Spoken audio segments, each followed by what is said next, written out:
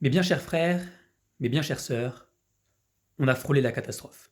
En effet, hier soir, l'intégralité de mes aventures dans cette salle de confinement a momentanément disparu du réseau social communément appelé Instagram.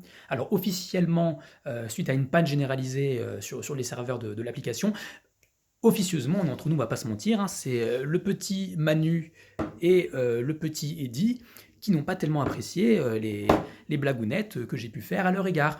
Je vous avais dit, les Français, que le gouvernement était après moi. Mais rassurez-vous, les vidéos sont revenues. Je continuerai toujours à m'exprimer librement malgré la censure. Je continuerai toujours à être le défenseur des sans défense.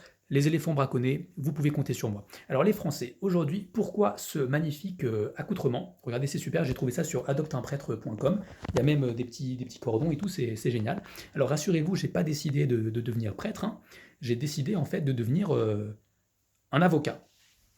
Alors pas cet avocat-là, hein, mais un avocat, un vrai avocat, la profession.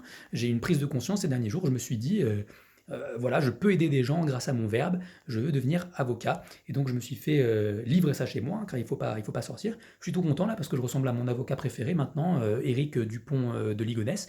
Et puis surtout, je serai le premier avocat tout de blanc vêtu, car j'ai envie d'être un avocat porteur un peu d'un message d'espoir. Voilà, j'avais pas envie d'être tout de noir vêtu. Et figurez-vous les Français que j'ai trouvé mon premier client, le pangolin. J'adore les pangolins. Dans 20-30 ans, il n'y en aura plus.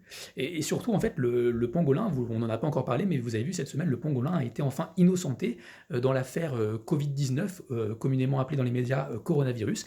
Il n'était pas à l'origine de cette épidémie. Mon client, tous les droits de mon client ont été bafoués. C'est une erreur judiciaire qui dépasse encore l'affaire d'Outreau. C'est intolérable, c'est insurmontable. Je ne puis l'accepter, je demande la réhabilitation de mon client dans la société. Il a absolument été foulé aux pieds, ça fait 2 semaines que des mèmes, des goraphies circulent à son égard sur l'internet mondial. Il est sous protection policière depuis plus d'une semaine, il ne voit plus sa femme, ses enfants, sa vie a été brisée. Et c'est pourquoi, mesdames, messieurs, je suis porteur d'un projet, celui, à la fin de cette épidémie, d'ériger une statue devant le site de l'OMS en l'honneur du pangolin, une statue pangoline. Figurez-vous, messieurs, dames, membres du jury, qu'il y a un précédent judiciaire, il y a une jurisprudence. Figurez-vous que dans les années 80, après l'éradication de la variole, autrement connue sous le nom de petite vérole, il a été décidé d'ériger une statue en l'honneur de l'éradication de la petite vérole. Mais messieurs, dames les Français, vous savez à quoi ça ressemble quand on a la petite vérole? À la fin, on a un petit peu une tête qui ressemble à ça. Donc la gueule de ta statue, je peux te dire, c'est pas joli à voir. Le pangolin, c'est quand même un animal plus majestueux avec ses écailles, sa queue, sa trompe, c'est génial. C'est pourquoi je vais mettre sans plus attendre une pétition en ligne.